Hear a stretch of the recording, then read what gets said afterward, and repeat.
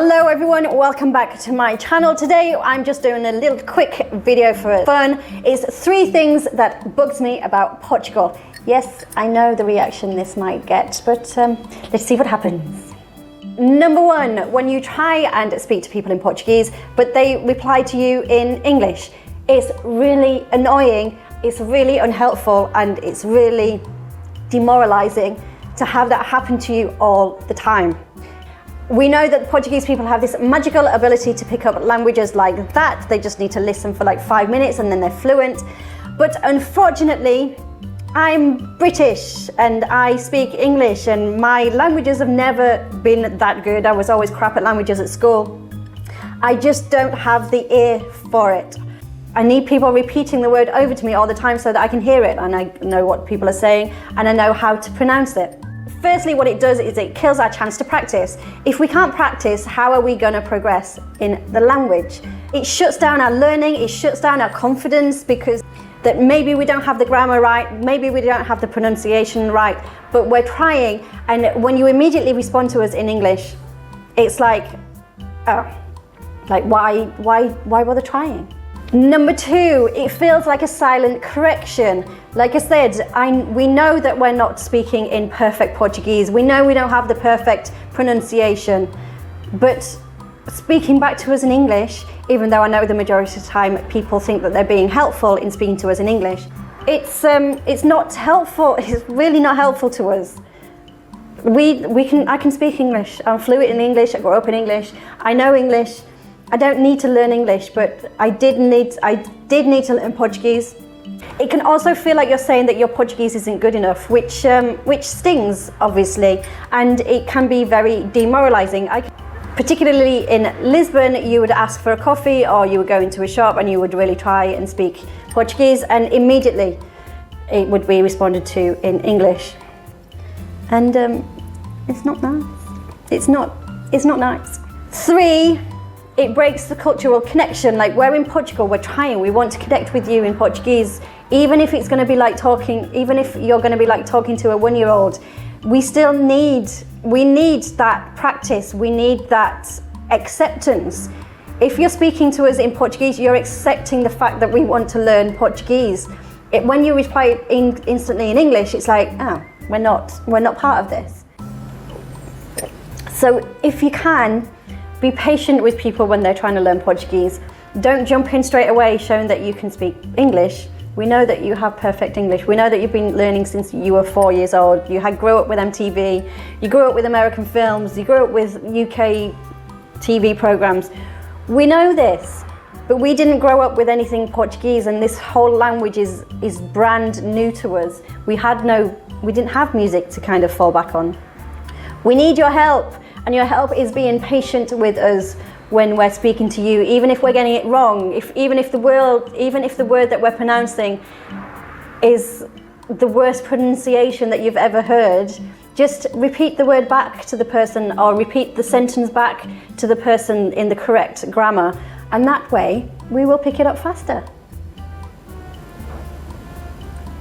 Number 2, obviously animal welfare in Portugal is a big bugbear of mine. Obviously, I know it's got a lot better, especially since 2011. There's been a lot of good progress made. There's ERA now, which, what was it, around 2015 that they came on the scene. They do a lot of great work in Lisbon, but they're not national. I know they've got a little bit in Porto, but they're not all over the country. And I do know that a lot of Portuguese people treat their pets exceptionally well, like a lot of my neighbours. However, there's a lot of working animals in Portugal. There's a lot of hunters that still are not very good to animals. My wish for the future is that ERA would have more legal powers to go into properties. I know they're doing it a lot with the GNR and PSP in Lisbon, and they go into properties and they save the abused animals and they're putting people through the courts, and that's amazing. I just wish that it was more nationwide, and I wish that especially in rural areas where unfortunately there seems to be a lot more mistreatment of animals that you could just call them up and they would be there the next day to save the animals, because it's really frustrating when you can see or hear that a dog is being mistreated and there's not a lot that you can do about it. I know you can call SEPNA, I know you can call the GNR, but at the end of the day, it's still not a lot. Still not a lot gets done. So that would be my wish for the future, is that ERA gets more powers in order to kind of make animal welfare better.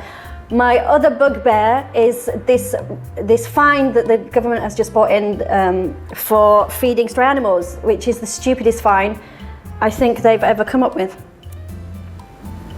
It doesn't make any sense to me. It's not going to stop stray animals. It's just going to add to their suffering.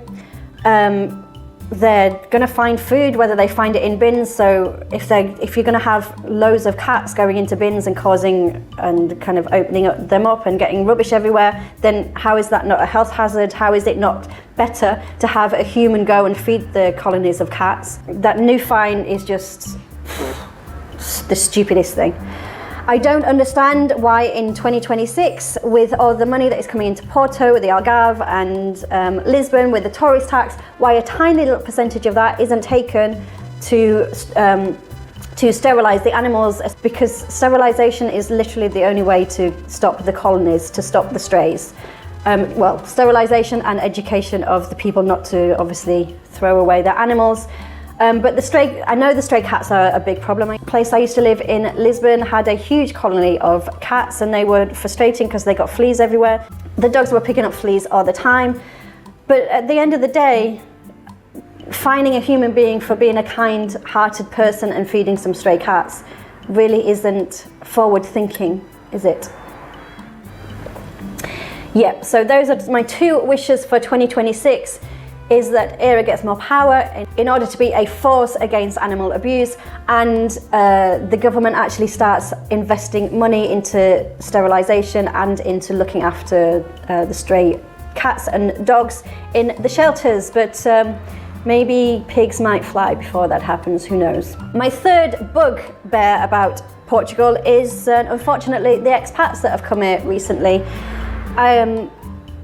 I just don't understand why you want to move to a country and make it the same as the country that you just left. I know we all like to have home comforts, like when I was with my ex in London, the Portuguese community there that I was with had their Portuguese restaurants that they would go to and hang around with Portuguese people, and then go to the Portuguese cafes. I know that's normal, but there seems to be a difference between that and expecting the whole of Portugal to act exactly like the country that you came from. That is really frustrating and silly to me. One of my recent annoyances is people complaining about AMA. I know it's a nightmare. It's been a nightmare forever. There's been horror stories about the immigration services in Portugal for a very, very long time. It's not a brand new story that industry is struggling. It's not a brand new story that there's delays. It's not a brand new story that it's frustrating going from one office to another. It's been like that for well over a decade now or more. But there's people still moving here and still complaining that everything's delayed, everything's slow, that everything's inconvenient. You knew that this was going to happen before you moved to Portugal. There was one person recently saying that they wanted to sue AMA. I was like, okay, great.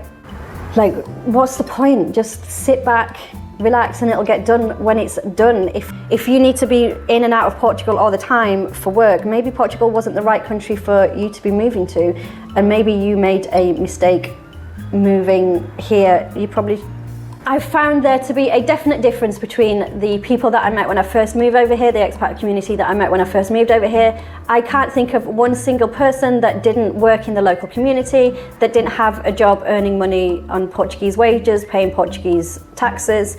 They either worked or they built businesses. Like, I literally can't, there's not one person that springs to mind that wasn't doing that. However, kind of since 2018, I've met expats. I'm like, oh, why are you here? What are you doing? And they're like, oh yeah, I work remotely from London or the US. Or the reasons why they moved here a couple of years ago is because they paid less tax. Now it's easy to get residency, it's easy to get a Portuguese passport. It's like, those are not, people didn't have those reasons for moving to Portugal back in the day. And it seems to me like the expat community is just living in a tiny bubble of their life where they earn money outside of Portugal, and they just don't seem to understand Portugal, and they especially don't understand the struggles of earning money in Portugal, because it's bloody hard.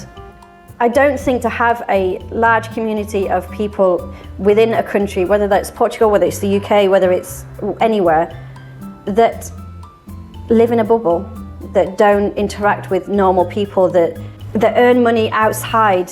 I personally just don't see how that's productive for the country that they're living in. And I know that digital nomads are not just an issue for Portugal, they seem to be an issue worldwide. And fingers crossed, the days of the digital nomads will be coming to a close soon, because hopefully they'll get taxed out of existence. That's another wish for my future. Is that if you're earning money outside of the country that you're living in, you should probably be taxed 20% more than the people that are living and working in the country that you're living in.